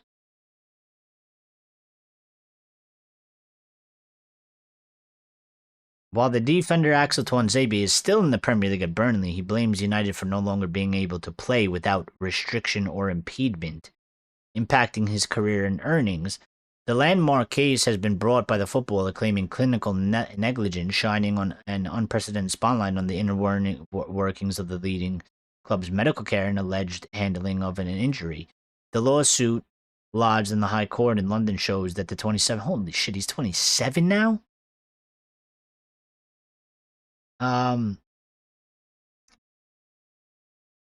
It's alleged Tuanzebe sustained a left-sided pars fracture in January 2020, which became chronic by July 2022, when he also developed a right-sided pars fracture. It's fucking terrible. The lawsuit says appropriate treatment plans would, on the balance of probabilities, have resulted in the claimant avoiding the pain and discomfort set out below, and he would have resulted in him being able to play professional football at an elite level without restriction or impediment. As it is, although he continues to play at an elite level, this has impacted his career and earnings. The case centers on how MRI scans in early 2020 were interpreted following a hamstring injury suffered in the League Cup match in December 2019 against Colchester. A suspected pars fracture was detected, referencing spinal stress fractures in the lower back, which athletes can suffer from repeated movements. The lawsuit says it's the claimant's case that the defendant, United, negligently failed to properly investigate the claimant's pars fractures, failed to rest the claimant, and failed to refer him to a specialist sports spinal surgeon. As a result, the claimant's symptoms significantly progressed to bilateral grade 4 fractures, and he developed a left-sided chronic spinal fracture. Had the claimant been appropriately rested, his left-sided pars fracture would have not developed in a chronic condition, and the right-sided fracture would have been avoided altogether. The fractures, which developed by July 2022, caused Tuanzebe significant pain. The lawsuit claims United failed to refer him to a specialist sports surgeon who would have apparently advised at least 12 weeks of rest to allow the fracture to heal. But Tuanzebe was back playing by March 2020 for United in the Premier League 2 development competition and returned to first-team action in October in the Champions League match against French side Paris Saint-Germain. Then United manager Ole Gunnar Solskjaer hailed the tremendous defender and great leader, adding he is going to be a top player for United, for us, and he's got a great character and attitude. I don't know. That sounds really bad, man. I mean, I feel bad for the guy, but you heard that a couple months ago. Yeah, it's just popped back up because I guess they're going to court about it. I mean, that's I always hate those stories because they're really sad, because you don't want to hear of a player getting injured and, you know, getting fucked out of a career, especially if it's coming from your club, because you'd like to think that your club looks after the players and, you know, does all the appropriate things, and you want to be a standard for that sort of thing, and you don't want to be, you don't want your club to be the one that is responsible for ending a player's career. I mean, shit does happen with injuries, but you would want your club. But you know what? I don't know. I'm not an expert in that field, but I will say this from a Manchester United fan standpoint. I mean, listen, I think now we've done a better job. We've sort of revamped that side, and I think you could see that in the proof of Luke Shaw and Mason Mount being more readily available and not being super injured. And, you know, we've made those changes over the last year, 2 years or so. But I will say, when you think about United, and I think every United fan probably has this sort of thinking, is that we did have really bad injuries. We had really bad injury crises. We constantly had players getting re-injured. It seemed like we weren't doing the proper things. I will say, as a Manchester United fan, I don't think our club was doing necessarily the proper things. I think we were risking players and forcing players through injuries. Um, I remember Ali catching a lot of heat for that because players would constantly be getting re-injured. The same went for Eric Ten Hag as well. Lack of rotation in training exercises and maybe gambling on players. So to be fair to them, they might actually have a case on that because I think at that time, I think our club wasn't actually operating, especially the medical department, wasn't operating properly, and they might have actually fucked him. And if they did, and there's proof of it, then he deserves compensation, and I have no problem with that. He should absolutely be compensated. If we did things that if we did not follow proper protocol, we have nobody but ourselves to blame. So he should be compensated if that is the case. And I feel really bad for him if it's proven to be true that that's what actually happened and we fucked his career. I think that an utter disgrace. Because Manchester United should be a football club that propels players' careers forward and brings them up to the highest level and not destroy them. Whether it's through ability, form, or you're looking after them injury-wise. And I think that would just put another dot of a stain on what that period was from 2013 to probably right up until Ineos came in and started changing things at the football club. So yeah, that's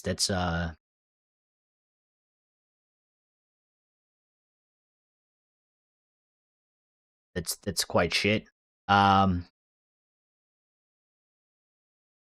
just looking to see any other news.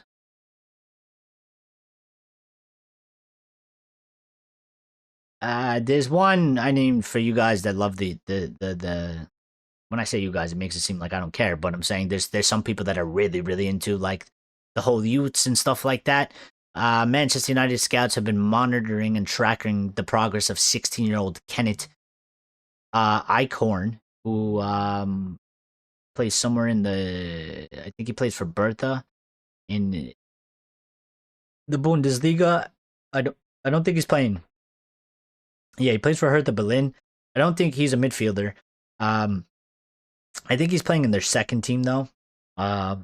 This is the follow-up. Actually, we talked about him a few shows ago. That this is the same guy that they're scouting that or kid that apparently Hertha Berlin are saying they would let him go for 17 million pounds. So, again, United are among a host of Europe's top clubs tracking to the progress of 16-year-old Hertha Berlin midfielder Kenneth Eichhorn, who's drawn comparisons with Toni Kroos. So yeah, there's that one. I mean, again, I think we're doing in that front. I think we've improved, and I think we're looking at good deals. And I think to really feel the fruits of that labor, it's going to take time because we have been pulling in all sorts of these players. I mean, I've never heard of the kid. It's not my job to hear of the kid, but I've never heard of that kid. But that's actually what I want. I want United to go and find kids that I've never heard of, that people don't know about, that have very high potential, that could become the best players in the world, and get it right as well. I mean, some people might go crazy because they say we're paying, if you end up paying 17 million for a 16-year-old, but then it's also going to cause a lot of hype because they're going to be like, well, if they paid 17 million for a 16-year-old, they believe he's really that good. He's probably going to be, top 2 best midfielder in the world, or he has the potential to become that. But that's what I want from the club. I want the club to be doing these sorts of signings. Because if he is, and he ends up being one, I mean, signing, especially in today's world, in today's market, if you sign him for 17 million, it's a lot for a 16-year-old. But if they are correct in their assessment and their handlement of him, and they, progress him and build him, and grow him, by the age of 21, if he's like a world fucking superstar, we just got him for a fucking steal. You know what I mean? Because he's going to be worth 100+ million. He's at our club. No one's necessarily going to get him unless he ends up wanting to leave somewhere else. But no one's going to get him, and we don't have to pay 150 million for a world-class midfielder.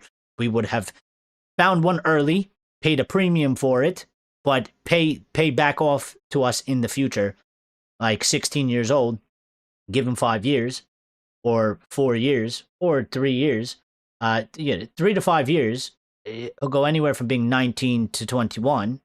And if he's that good, then we just potentially, for example, we'll find like somebody like the next Jude Bellingham. I'm not saying that he's going to be Jude Bellingham. I'm just saying like in that sort of manner where young guy came up very fast and went to Madrid and has become one of the best midfielders in the world very, very quickly. If we could do something like that, that's I think we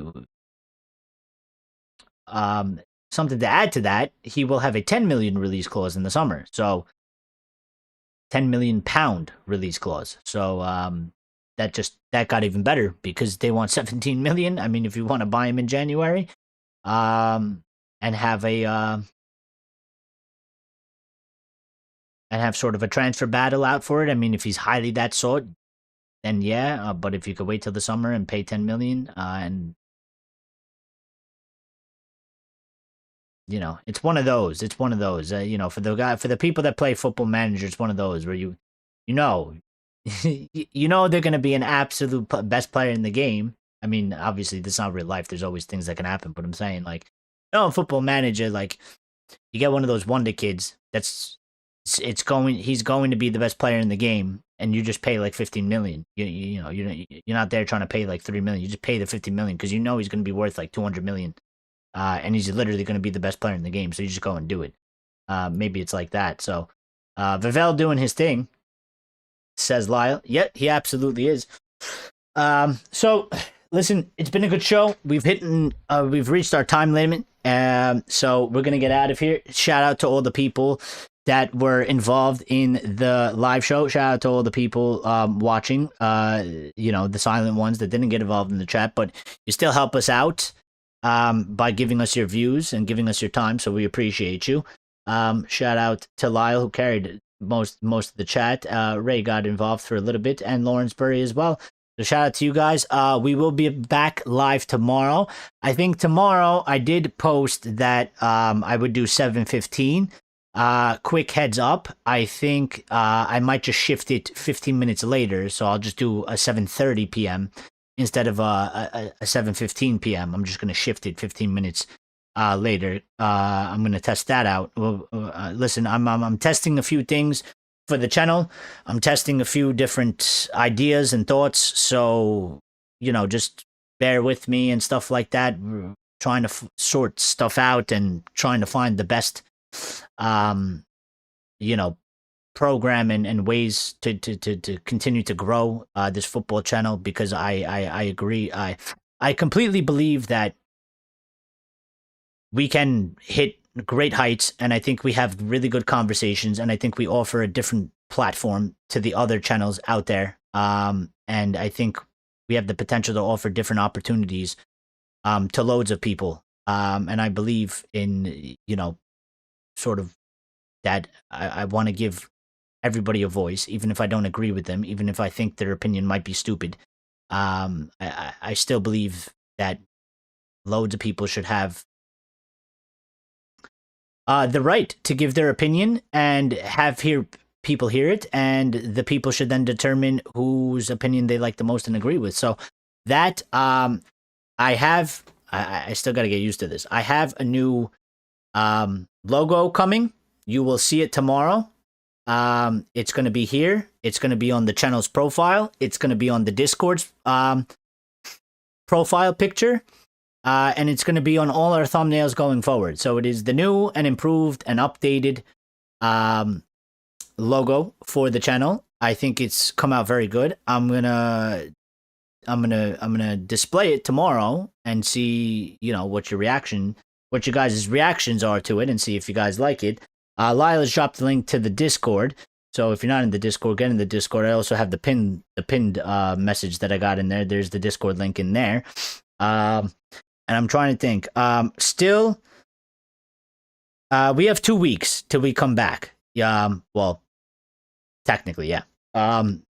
Till football is back, till United is back. The next step that I'm going to do, we got this. We got the new logo. I'm experimenting with some things here and there in terms of trying to get more reach, trying to get more views and stuff like that. The next couple things is I want to get, I think what will help with that is if we implement the call-in show, because people like call-in shows. They like to call in. They like to voice their opinion. So I need to get that done. So I'm going to try and work on that in the next week or two and try and get it done so that when we come back from international football, we'll have that ready to go. And some other possibly content ideas, because I know some people don't really enjoy all the news updates, but I'm trying to think of some content that I can do that I also enjoy, that I think would work for the channel as well. So I'm plotting, I'm brainstorming, I'm thinking. And last thing before we get out of here is there was one more thing that I wanted to say, and now I totally forgot what it was. Oh, that's what it is. I am going to try and be implementing short videos, not shorts, just like videos, pre-recorded videos. They're going to be anywhere from 5 to 10 minutes long. No little, no less. They could either be 5 minutes, 6, 7, 8, 9, 10 minutes. And those I will probably tend to drop them on the days that we don't go live so that there is at least some content coming out from the channel. And also it's just sort of a different form. Because maybe some people like it's a different way to reach people. Some people like it's the shorter form videos and stuff like that. So I'm gonna be implementing that as well. I was gonna do one the other day, but it didn't work out. I didn't have the time to do it, and there'll be topical stuff. I was gonna do one, and I was gonna call it The Truth, and I was gonna put it out about the talk about the progress. We could still kind of do that, but I'll probably hold that off until maybe the feeling for that discussion comes back into motion, because now we're on like international break, and now it's like there's just news and topic and stuff. So yeah, I'm gonna be looking to do that as well. So that's it for today. Shout out to all of you. Thank you for everybody supporting. Greatly appreciate every single one of you. Be good, stay safe. We'll see each other tomorrow. And everybody just have a good rest of your day and good night. And yeah, we'll speak and see